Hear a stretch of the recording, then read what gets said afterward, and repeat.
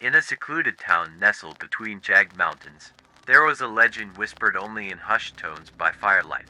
They called it the shadow feeder a vampire unlike any other.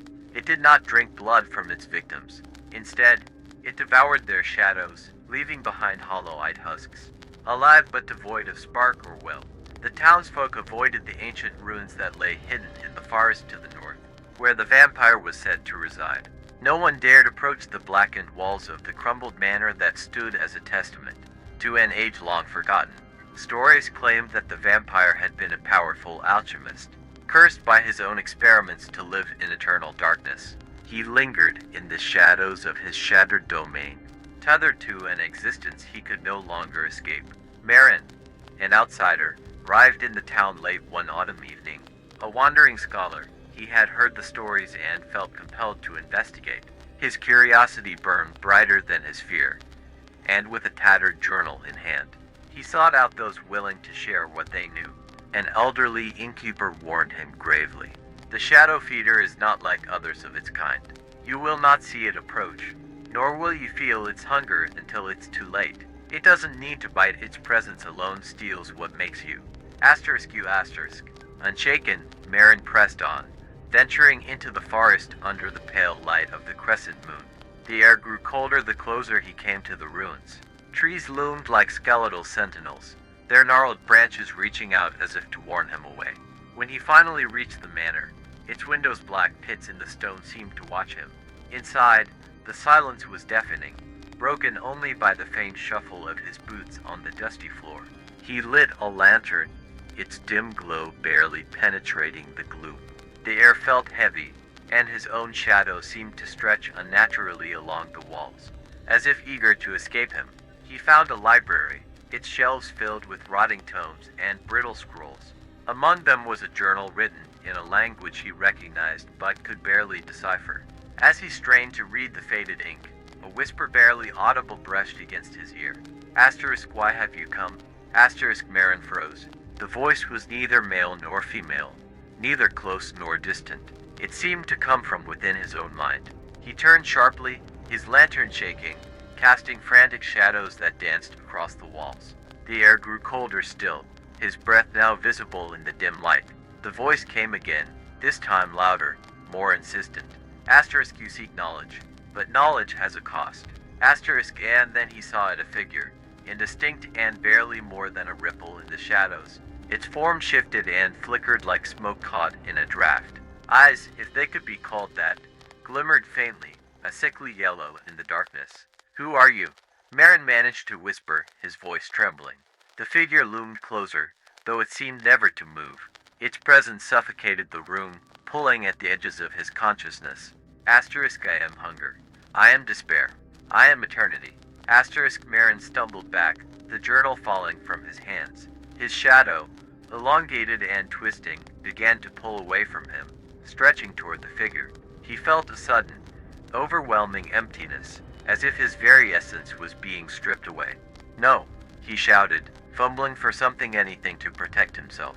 His hand found a shard of broken glass on the floor, and with desperation, he held it aloft. The reflection caught the faintest glimmer of the creature, its form recoiling as the light touched it.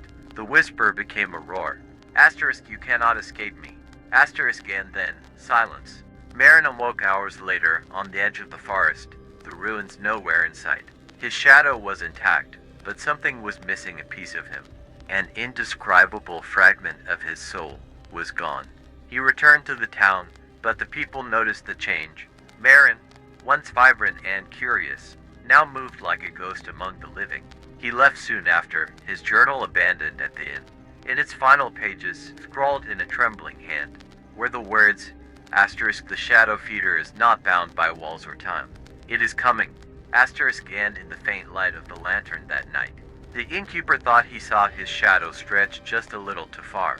The town of Eldrin fell into an uneasy quiet after Marin disappeared. Days stretched into weeks, and the townsfolk whispered among themselves, their gazes flitting nervously toward the northern woods. The journal he left behind became an object of morbid curiosity, passed from hand to hand. Its cryptic warnings etched into the minds of those who dared to read it. One night, as a bitter wind howled through the narrow streets. A young woman named Lyra arrived in Eldrin. She was no scholar, but a hunter, her lithe frame clad in worn leather armor, her sharp eyes darting about the room of the inn where she sought shelter. Unlike Marin, Lyra exuded confidence, though there was a weariness in her movements that spoke of hard travels. The innkeeper, a man now gone from sleepless nights, served her a bowl of steaming stew and hesitated before speaking. "You're not from around here. What brings you?" "I'm tracking something," Lyra replied, her voice steady. "A creature. I've been following its trail for months, and it's led me here." The innkeeper paled. "You've heard of the Shadow Feeder, then?" Lyra's gaze sharpened. "Shadow Feeder. That's what you call it?" She leaned in, her voice low. "Tell me everything." The innkeeper recounted the tale of Marin and the warnings in his journal. Lyra listened intently, her expression unreadable, until the innkeeper mentioned Marin's final words. "It is coming." "That's what I feared," she murmured. "This isn't the first village it's visited." The room fell silent, save for the crackle of the fire. "What do you mean?" the innkeeper whispered. Lyra set her spoon down, her face grim. "I've been chasing this thing across 3 provinces. Wherever it goes, it leaves a trail of emptiness, people who are alive but hollow, like their souls have been leached away. Villages fall silent, crops rot in the fields, and even animals flee. It's more than just a vampire. It's something ancient, something that shouldn't exist." The innkeeper shuddered, glancing at the darkened windows. "You mean to kill it?" "If I can." Lyra's hand rested on the hilt of a silver dagger at her belt, the blade etched with runes that shimmered faintly in the firelight. "But I need to know more. Where's this journal?" The innkeeper hesitated but eventually retrieved the tattered book from a locked drawer. Lyra leafed through its pages, her brow furrowing. She paused on a sketch, a rough drawing of the creature as Marin had described it. The figure, a rippling void with faintly glowing eyes, seemed to pulse with malevolence even on the faded paper. "This matches what I've seen," she said, her voice tight. "It doesn't just feed on shadows. It consumes the ties that bind people to their lives, their hopes, their dreams, their very will to exist. And it's growing stronger." "How do you know?" the innkeeper asked, his voice trembling. Lyra hesitated, her eyes shadowed with memory. "Because I've seen what happens when it finishes feeding. The place becomes empty, a husk, and those who survive become part of its shadow, its reach. It uses them to lure others." The fire guttered suddenly, the room plunging into near darkness. Both Lyra and the innkeeper froze, their eyes darting to the door. A chill seeped into the room, and the shadows in the corners seemed to writhe. "It's here," Lyra whispered, her hand tightening on her dagger. The door creaked open slowly, though no one stirred outside. A faint whisper echoed through the room, the same chilling tone Marin had described. "You cannot stop me." Lyra rose, her heart pounding, as the lantern's light dimmed further. The shadows moved unnaturally, stretching toward her feet. She raised the dagger, its runes glowing fiercely, and the shadows recoiled slightly. "It's not invincible," she said through gritted teeth, "but it's clever." The whisper turned into a low, mocking chuckle. "You are already mine." And then the light vanished entirely. When the sun rose over Eldrin the next morning, the inn stood silent. The villagers who entered found no sign of Lyra or the innkeeper. The journal lay open on the counter, a single new line scrawled in its pages. Even the brightest light casts a shadow. Far away, deep in the woods, a faint ripple in the air marked the presence of something ancient. It lingered there briefly, before moving toward the next unsuspecting village. Weeks passed, and the once bustling village of Aldrin became a ghost town. Stories of its sudden silence spread to neighboring settlements, carried by merchants who swore they felt a coldness settle on their carts. As they passed its outskirts, none dared enter, except one, a scholar named Elias, driven by rumors of a strange journal left behind, came to Aldrin. Unlike Marin, Elias wasn't a wanderer but an archivist from a distant university, well versed in ancient myths and curses. His goal wasn't just discovery, it was preservation. He sought the truth of the Shadow Feeder not out of bravery but out of duty. Elias entered the abandoned inn, its door hanging ajar, creaking in the wind. Dust covered the tables, and faint claw marks marred the wooden floor, as if something had fought desperately in its final moments. The journal rested where it had been left, its cover marked by a single, smeared handprint. He flipped through its brittle pages, finding the strange line added after Marin's disappearance. Asterisk, even the brightest light casts a shadow. Asterisk, Elias frowned.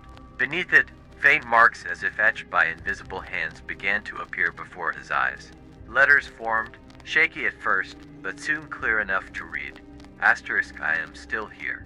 Asterisk, a chill raced through Elias, but his curiosity overtook his fear. Who's here? He whispered, his breath visible in the now frigid air. The journal's pages fluttered violently, stopping on a page that had been blank. Words materialized, jagged and uneven. Asterisk, the hunter failed. It grows. Run before it sees you. Asterisk, Elias didn't run. He stayed and began reading the entire journal by candlelight, taking notes and tracing connections. The shadow feeder wasn't just a creature, it was tied to something larger. It was no coincidence that it moved from place to place, growing stronger. He found references to an ancient ritual, a fragment of a passage written in an extinct language. Elias recognized some of the symbols. They belonged to a long-forgotten sect that believed shadows were not mere reflections but living entities tied to a person's soul. The sect had sought to weaponize these shadows to create something eternal. Their experiment had succeeded too well. As Elias pieced together the grim puzzle, he heard it, a faint whisper, so low it might have been mistaken for the wind. But it wasn't. Asterisk, you cannot rewrite what has been done. Asterisk, Elias froze. The whisper grew louder, closer, more mocking. Shadows in the corners of the room began to stretch toward him, forming long tendrils. His candle flickered violently, its flame shrinking. But Elias had come prepared. From his satchel, he pulled a small vial filled with crushed quartz mixed with blessed salt. With a swift motion, he scattered the powder in a circle around him.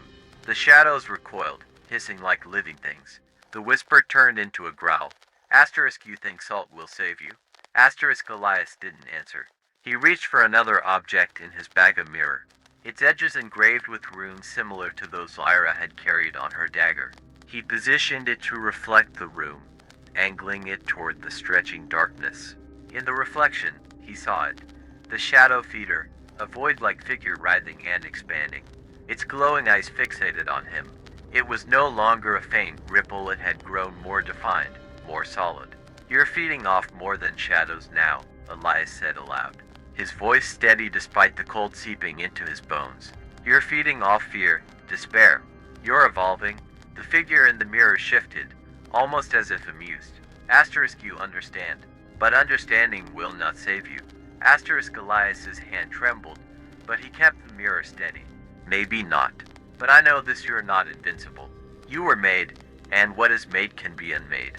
The growl deepened into a roar, shaking the walls of the inn. Shadows slammed against the circle of salt, unable to break through. The mirror cracked slightly, but Elias held firm. Asterisk, you are bold, scholar. To bold. Asterisk, and then, the shadows retreated, folding into themselves until they vanished completely. The oppressive chill lifted, replaced by an eerie silence. Elias exhaled, his body trembling as he collapsed into a chair. He knew this wasn't a victory. The creature had left, not because it was defeated, but because it had chosen to. He glanced back at the journal. New words had appeared on the last page. Asterisk, you're right. I was made. Find the maker, if you dare.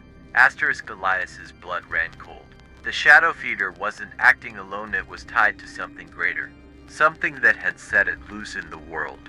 As he packed his notes and the journal, he resolved to find the truth.